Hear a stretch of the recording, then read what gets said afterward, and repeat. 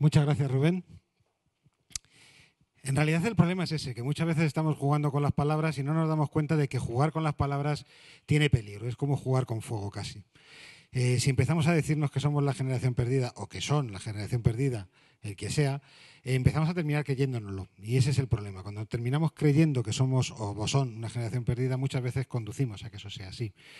Y es cierto que hay dificultades y es cierto que hay problemas, pero también es cierto que, como dice el lema del evento que estamos utilizando hoy, es una generación encontrada. Aunque no sea nada más que por un motivo, y es porque no nos podemos permitir el que no sea así.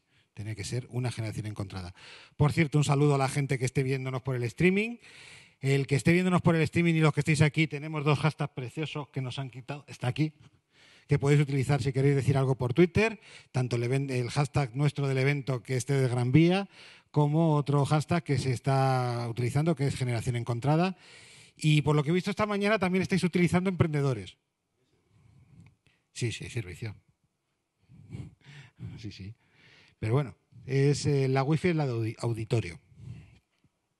Entonces podéis utilizar y tuitear todo lo que os dé la gana. Ya sabéis que una de las cosas que nos gusta en todos estos eventos es que esto suceda. Y vamos a ir con la segunda de las charlas. La segunda de las charlas, tras haber visto a una persona clara representante de lo que podríamos decir que es una generación encontrada, vamos a ver una segunda charla en la cual vamos a intentar ver una cosa que muchas veces no nos resulta tan evidente. Tradicionalmente se nos dice que si queremos que algo no funcione, lo único que tenemos que hacer es reunir un comité o un grupo de personas. Cuando se reúne un grupo de personas, normalmente estamos convencidos de que lo que va a suceder es que las decisiones se estropearán, se alargarán los tiempos de decisión, posiblemente nunca lleguemos a ningún término, pero al mismo tiempo, como se diluirá la responsabilidad, no pasará absolutamente nada y tras 2 años, 3 años en donde estaremos mareando la perdiz, literalmente, todos estaremos contentísimos de haber trabajado en equipo de maravilla, aunque no haya ningún resultado. Lamentablemente, como con lo de generación perdida frente a generación encontrada, es un lujo que no nos podemos permitir. Nunca nos lo hemos podido permitir, pero ahora todavía menos.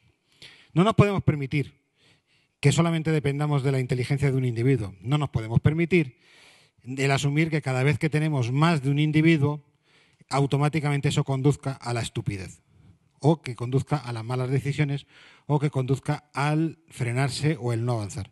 La realidad lo que nos dice es que cuando tenemos y no interferimos normalmente con otro tipo de cosas a un grupo de personas, lo que puede ocurrir son cosas absolutamente maravillosas. Carolina Escobar Mejía es una persona que sabe mucho de esto y nos lo va a contar.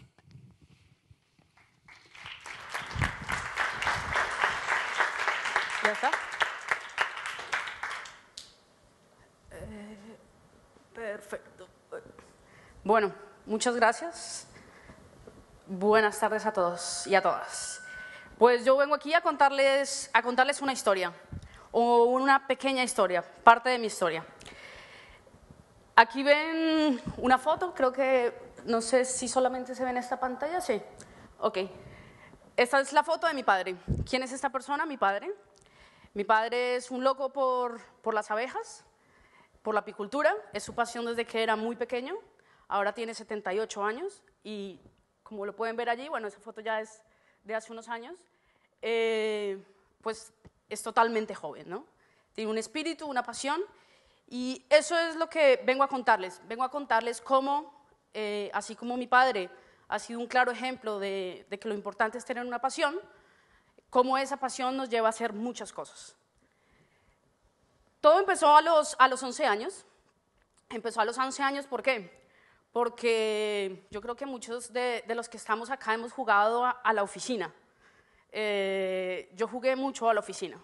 Y recuerdo que a los 11 años, con un vecino de casa, en las vacaciones de lo que es aquí el verano, en Colombia le llamamos las vacaciones de mitad de año, porque allí el verano como tal no existe. Y en esas vacaciones nos pusimos a jugar a la oficina y eso fue espectacular. Mi mamá era nuestra asesora, porque claro, ella manejaba temas de contabilidad y demás, entonces era nuestra asesora, nos explicaba cómo manejar libros, cómo manejar sellos, cogíamos los sellos de la empresa de mi papá, sellábamos una cosa y otra y nos divertíamos muchísimo jugando a lo que era la oficina. Pero desde ese entonces, si se dan cuenta aquí la imagen que he puesto, desde ese entonces, y ahora viendo en retrospectiva esa historia, al final lo que hago al día de hoy es lo mismo que estaba haciendo cuando tenía 11 años. Era lo mismo, tratando de escuchar a mi socio, que era mi vecinito, escuchar a mi mamá, que era una persona que ya tenía un recorrido y podía darnos recomendaciones, consejos, etc. A día de hoy estoy haciendo lo mismo. En ese momento era un juego. Hoy quizás también lo es. Y luego siguen pasando los años y a los 15 años se me ocurre ya jugar un poco más en serio, ¿no? Ya con números, con temas de dinero. ¿Y por qué pongo acá unos huevos?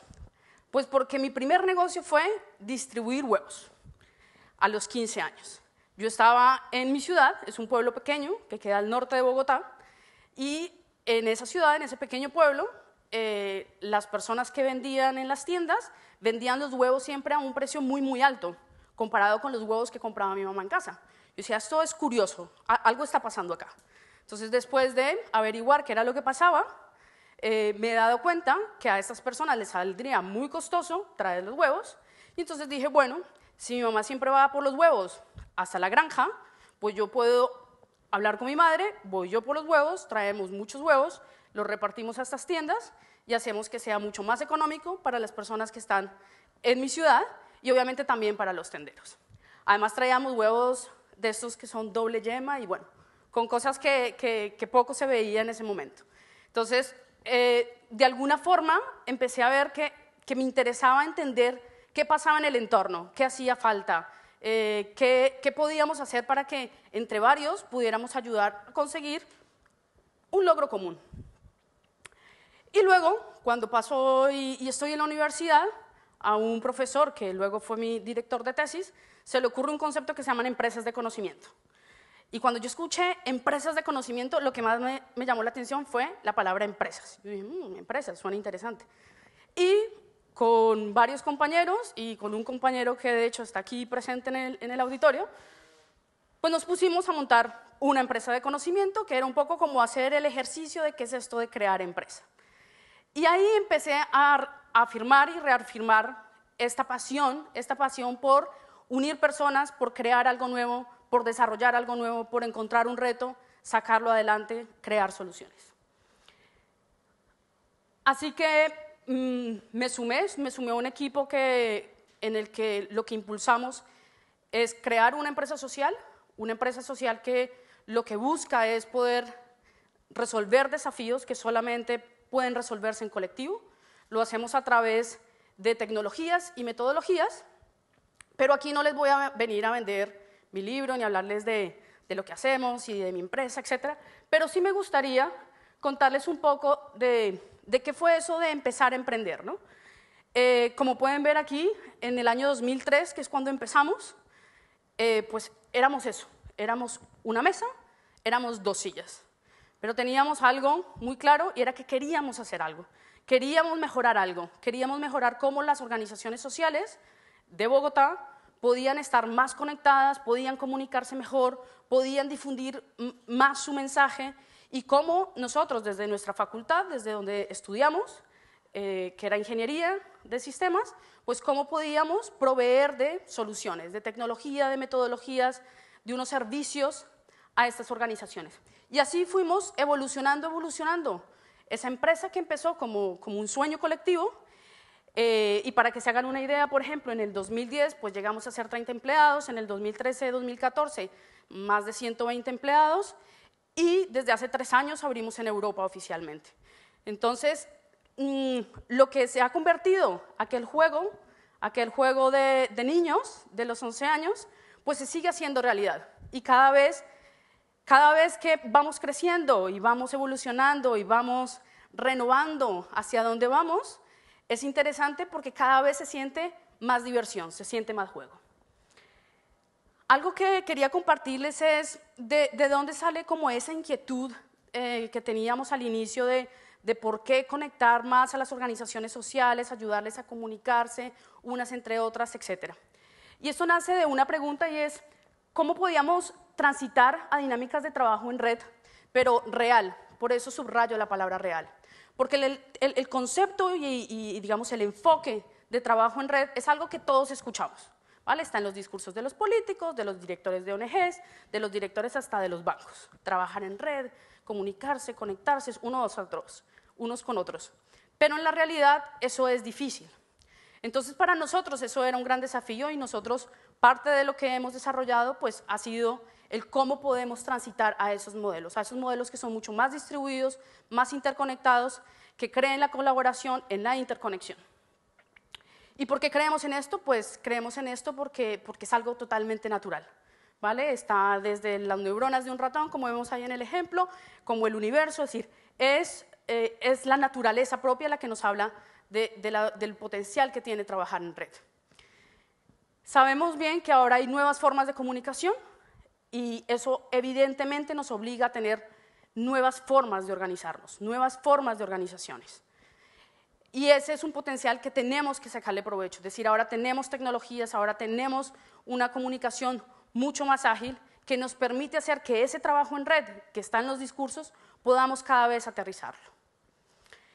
Otra de las inquietudes que teníamos y de las cosas que no nos terminaban de cuadrar era ver que cada vez más las organizaciones sociales se convertían en grandes castillos. Y no solamente las organizaciones sociales, en general las organizaciones, ¿no? Grandes castillos, grandes fortalezas, y empiezan a volverse pesadas, no se pueden mover, pierden esa capacidad de innovar, ¿no? Empiezan a entrar en un mundo de tanto orden que es muy difícil ser más creativos, ser más innovadores, etc. Entonces, nosotros lo que queríamos con todo este enfoque con el que nacimos de trabajo en red, lo que queríamos era empezar a indagar cómo pasar a modelos mucho más orgánicos, más naturales, cómo podíamos hacer que las organizaciones, en vez de ser grandes fortalezas, fueran plataformas como esponjas en las que pasa, coge lo que necesita y deja fluir. Y es este tipo de modelos al que le apostamos. Y aquí, después de ese recorrido inicial que tuvimos, fuimos evolucionando hacia una idea, como bien decía Javier, y era una idea de decir, tenemos que ser conscientes que no somos individuos independientes, totalmente alejados, desconectados, sino necesitamos es sumar. Y aquí es donde entramos y profundizamos en todo lo que tiene que ver con inteligencia colectiva. ¿Y qué es eso de inteligencia colectiva? ¿Y cómo es eso de activar la inteligencia colectiva? Y activar inteligencia colectiva para resolver un desafío o para resolver un problema. Pues bien, yo lo que quiero transmitirles acá es ese marco, ese framework que nosotros tenemos y compartirles que cuando hacemos estos ejercicios de retrospectiva y cuando digo, bueno, ¿qué ha pasado en mi vida como emprendedora? Me doy cuenta que en el fondo lo que hemos aplicado es este marco de trabajo, ¿vale? Es decir, cómo uno con inteligencia colectiva, activando esa inteligencia colectiva de las personas que nos rodean, las personas con las que nos relacionamos, podemos emprender. Nosotros hablamos de primero poder hacer un mapeo, ¿vale? Mapeo, entender con quién estoy interactuando, en qué ecosistema me estoy moviendo, en qué espacio me estoy moviendo, entender lo que hay, ¿vale? Luego nosotros hablamos de visualizar actividades relevantes. ¿Qué es esto de visualizar actividades relevantes? Necesitamos comunicar, decir lo que está pasando con el emprendimiento, decir lo que está pasando en nuestras empresas, en nuestro emprendimiento social, en nuestro colectivo, en nuestra ONG, estemos donde estemos. Poder comunicar, poder hacer un mensaje claro, conciso, lo más sencillo. De hecho, recuerdo ahora una vez sentada en un desayuno con Antonella, que es una de las personas que promueve el TEDx en España, una vez nos decía, a mi socio y a mí, nos decía, por favor, digan de forma concreta qué es lo que hacen. Tienen que aprender a comunicar de forma concreta qué es lo que hacen. Hagan de cuenta que están comunicando a alguien que tiene 4 años. Y ahí es donde está la importancia de que cuando visualizamos actividades relevantes tenemos que comunicarlas de la forma más clara, hacer que nuestro pequeño de 4 años, de 5 años, lo pueda entender. Otra de las cosas es lograr participación efectiva. Y cuando hablamos de participación efectiva, a lo mejor lo relacionamos más con temas de política o con temas de movimientos sociales, movimientos ciudadanos, etc. Pero también si hablamos del mundo de la empresa es lo mismo. Es decir, necesitamos que haya participación efectiva de los empleados, participación efectiva de incluso los usuarios o los clientes, participación efectiva de los proveedores. Necesitamos que las personas no solamente den ideas, sino que esas ideas y toda esa participación que se recoge sirva para algo, que se produzca un cambio, que se haga un efecto, ¿vale? Y nosotros por eso insistimos mucho en participación efectiva, no solo en participar. No sirve de nada grandes campañas de crowdsourcing, donde recogemos un montón de información y luego no hacemos nada con la información. Otro de estos grandes pasos que sugerimos para activar inteligencia colectiva es articular actores o articular personas, es decir, podernos conectar unos con otros, poder interactuar unos con otros para poder construir algo común, para poder crear un nuevo plan estratégico si estamos en una empresa o en una organización, para poder diseñar en conjunto un nuevo producto, un nuevo servicio, etc. Y por último, y aquí es donde entra parte de ese espíritu del que siempre me he sentido parte, del tema de promover la dinamización de comunidades, y es importante que dinamicemos la comunidad donde estamos, la comunidad entendida como nuestra propia empresa, como nuestra propia ONG, como nuestro propio emprendimiento o como la asociación de barrio que tenemos, etc. ¿Cómo podemos dinamizarla? ¿Cómo podemos mantener esa llama del fuego que nos une, mantenerla viva? Después de contarles un poco esta reflexión que he hecho sobre ver que después de varios años de este recorrido de la empresa que creamos ya hace 13 años y ver que ese framework que nosotros definimos para activar inteligencia colectiva, en el fondo es algo que hemos hecho muchos de los emprendedores que estamos aquí, emprendedores que están fuera, quisiera compartirles algunas reflexiones finales. Acá hay dos frases que me gustan mucho y que son frases que en algún momento también me compartió mi socio y a mí me llamaron mucho la atención. Y las pongo de lado de Colombia y Europa porque parte de lo que hemos hecho es volver a emprender, volver a empezar, volver a explorar un nuevo país, volver a explorar nuevos mercados, entender nuevos mercados, nuevos contextos y demás. Y parte de lo que es emprendimiento, como dicen estas dos frases, como lo recogen un poco estas dos frases, es empezar y volver a empezar y seguir empezando, pero teniendo claro que también hay que llegar al final. Otro de los elementos que me gustaría compartir con ustedes es la importancia de la co-creación. Para nosotros ha sido un elemento básico a la hora de emprender. ¿Vale? Poder reunirnos, poder escuchar las voces de varios y sacar nuevos productos, nuevos servicios, nuevas ideas que tenemos, poderlas sacar adelante. He colocado aquí una foto del Impact Hub Madrid como uno de los tantos espacios donde muchas veces nosotros trabajamos en espacios donde se promueva ese espíritu, el espíritu de la co-creación. Entonces, una de mis reflexiones es, por favor, los emprendedores, tratar de siempre estar en espacios donde la co-creación sea algo vivo, donde sea algo que realmente esté pasando.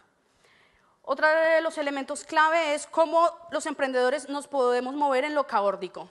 ¿Qué es esto de lo caótico? Eso es estar entre el caos y el orden. El caos, que podría verse como un total desorden, y el orden, que nos permite como tener todo muy arreglado, muy afinado, muy controlado. El poder movernos entre los dos, entre esa intersección, entre lo caótico, nos permite estar en ambos mundos. Nos permite ser creativos, pero al mismo tiempo tener resultados. Y de aquí hay muchísimas metodologías que nosotros hemos ido adoptando, evolucionando, y que lo que buscan es también promover un liderazgo participativo que logra moverse en esta realidad entre el caos y el orden. Otro elemento que quisiera compartir es la importancia de perder el miedo a ese lienzo en blanco. ¿Vale? Muchas veces tememos al lienzo en blanco, no sabemos qué hacer, cómo empezar, cómo empezamos a dibujar, cómo empezamos una empresa. Pues empezar con una pincelada. Y otro de los elementos clave es fallar y ojalá rápido. Fallar rápido, aprender y volver a fallar. Y si hay que fallar miles y miles de veces, hacerlo. Por último, quería compartirles unas herramientas, ya para cerrar, que creo que muchos las conocen, como el Business Model Canvas o como Scrum, que es una metodología de gestión ágil, pero más allá de esas herramientas y más allá de esas metodologías y cosas que podamos tener los emprendedores para sacar adelante un emprendimiento es la capacidad que tengamos para adoptar esas metodologías a nuestra realidad, para poder incluso inventarnos nuevas metodologías, poder inspirarnos en esas metodologías y crear nuestro propio marco de trabajo, nuestras propias formas de hacer las cosas. Esa es la clave, más allá de metodologías y herramientas puntuales. Y por último, y ya para cerrar, yo quisiera cerrar esta charla trayendo aquí una foto de mi amigo que ha sido mi compañero de emprendimiento desde hace muchísimos años, desde que éramos muy pequeños. Justo este domingo ha hecho la maratón y creo que emprender es ser como un maratonista, tener claro que va a ser un reto grande, ya está, eso es una realidad, va a ser un reto grande. Lo importante es dar el primer paso y arrancar y correr. Y en el camino puede ser que te lo pienses y digas, yo no voy a alcanzar a llegar, mi energía no me va a dar, mis piernas no me van a dar. Y lo importante es llegar. No llegar de primeras, no llegar de segundas, llegar, cumplir, hacerlo, disfrutarlo, sonreír mientras se corre.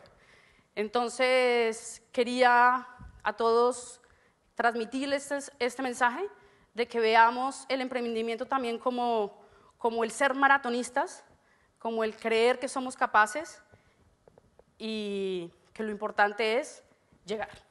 Gracias.